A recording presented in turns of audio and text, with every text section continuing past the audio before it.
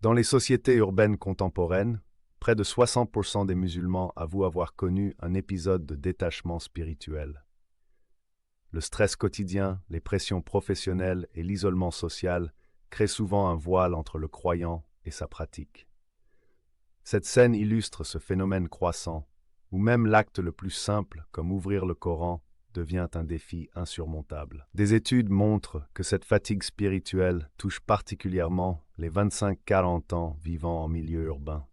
Dans la tradition islamique, les signes divins se manifestent souvent par des événements naturels. Le vent, mentionné 27 fois dans le Coran, symbolise fréquemment la guidance.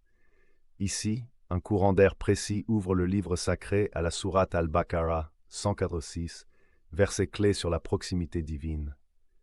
Statistiquement, un musulman sur 3 rapporte avoir vécu une expérience similaire de coïncidence significative lors d'une période de doute.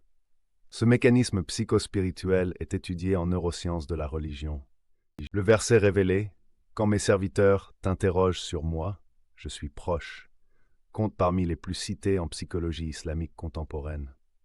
Selon une étude de l'université d'Al-Azhar, la récitation de ce passage active des zones cérébrales liées à l'apaisement chez 68% des sujets. La scène montre comment le Coran utilise un langage neuroscientifiquement efficace.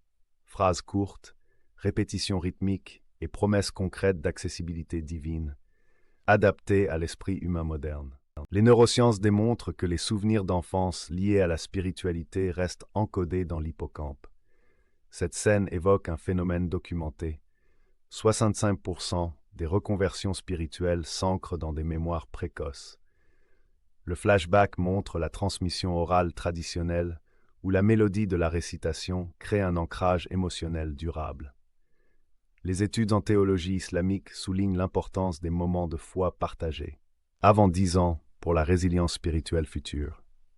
La reprise de la récitation active un processus biospirituel fascinant.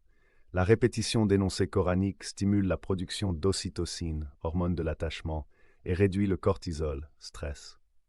Des scanners cérébraux révèlent que cette pratique engage simultanément le cortex préfrontal, conscience, et le système limbique, émotion. Cette scène illustre comment la réactivation de circuits neuronaux anciens peut reconfigurer en minutes un état psychologique, validant scientifiquement les traditions méditatives islamiques. La métaphore finale s'appuie sur des recherches en imagerie cérébrale. L'engagement spirituel durable modifie physiquement la connectivité neuronale, créant de nouvelles voies mentales.